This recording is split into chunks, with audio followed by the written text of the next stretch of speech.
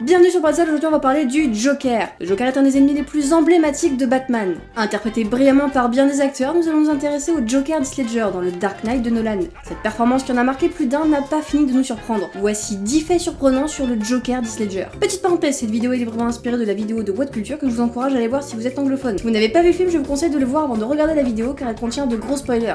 Ouais, enfin si vous n'avez pas vu le film qui est sorti il y a 8 ans, c'est votre problème. Tu vas te calmer direct.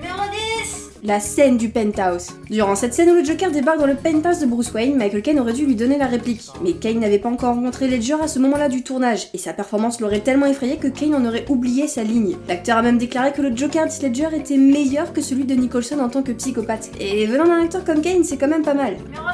Le maquillage du Joker. Le maquillage un poil particulier de ce Joker aurait été créé entièrement par Heath Ledger. Il se serait servi de maquillage pour clown et de différents cosmétiques. La présence de maquillage sur ses mains dans toutes les scènes du film viendrait également de lui, dans le but de montrer au spectateur un Joker plus authentique et plus effrayant, qui aurait lui-même mis son maquillage. Numéro 8.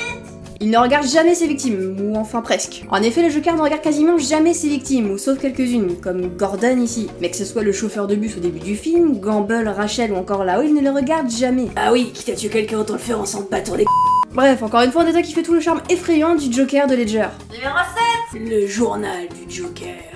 D'après la légende, Ledger s'est enfermé pendant un mois entier dans une chambre d'hôtel pour y préparer son personnage avant le tournage du film. Il y aurait créé un journal en y incluant des choses qui selon lui feraient rire le Joker, comme des bébés aveugles et des médecins en sang. L'ayant conçu comme une sorte de fenêtre donnant sur l'esprit du prince du crime, ce journal qu'il avait toujours sur lui lui permettait de rentrer instantanément dans la peau du Joker. Et à la dernière page de ce dernier était écrit en gros « Bye bye ».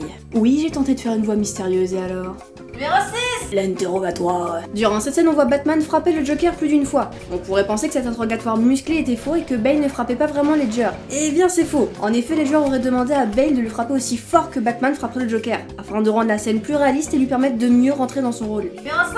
La promotion de Gordon. Une des scènes cultes du film est la scène de la promotion de Gordon, qui est marquée par les applaudissements moqueurs du Joker. Cette scène qu'on retrouve dans la bande-annonce du film semble avant tout minutieusement scriptée, alors que pas du tout. Bien au contraire, durant cette scène, il ne devait pas y avoir d'applaudissements, mais Ledger étant à 200% dans son personnage est parti en impro. Celle-ci ayant plu à Nolan, il décida de garder la scène telle quelle. La scène de l'hôpital. Une autre scène culte du film est l'explosion de l'hôpital, scène qui devait à la base se dérouler comme ça. Ledger appuie sur la télécommande, sort de l'hôpital et monte directement dans le bus, et l'explosion se déclenche après pour lui laisser le temps de partir. Mais encore une fois, Ledger étant à fond dans son rôle, il a improvisé, et au lieu de monter directement dans le bus, il s'amuse avec la télécommande et crée cette improvisation culte qui marquera le film et qui révèle le côté totalement fou du Joker. Et amusant aussi, hein, faut dire ce qui est. Numéro 3. La scène du kidnap. Vous savez, cette scène où le Joker kidnappe les faux Batman, menace d'en tuer un chaque jour jusqu'à ce que Batman se rende et envoie la vidéo à la presse. Eh bien cette scène à la fois dérangeante et fascinante a été entièrement dirigée par Ledger. Et Nolan fut tellement impressionné par son travail qu'il prit même quelques jours de repos hors du plateau et lui laissa le soin de tourner les autres scènes. Numéro 2. Son tic de langue. Vous ne l'avez peut-être pas remarqué, mais le Joker, outre sa voix rocailleuse et un tantinet sadique, a un tic de langue.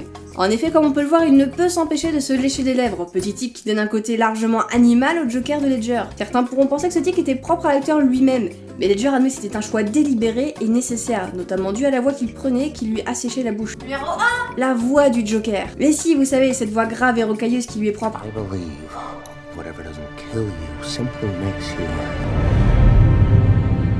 stranger.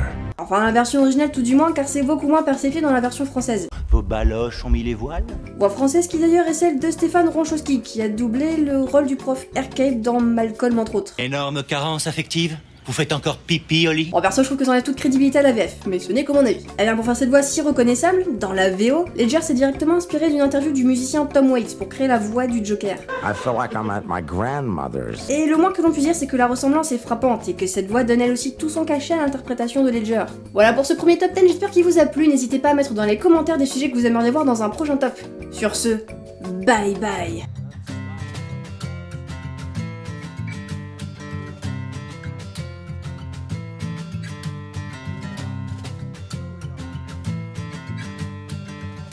I'm Batman.